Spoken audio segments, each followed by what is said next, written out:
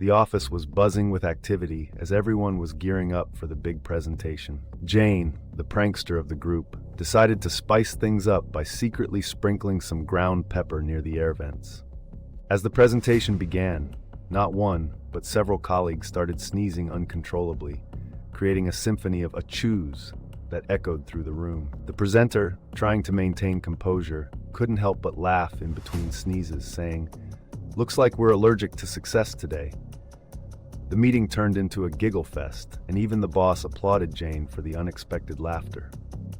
By the end, everyone agreed that a little mischief was exactly what they needed to turn stress into smiles.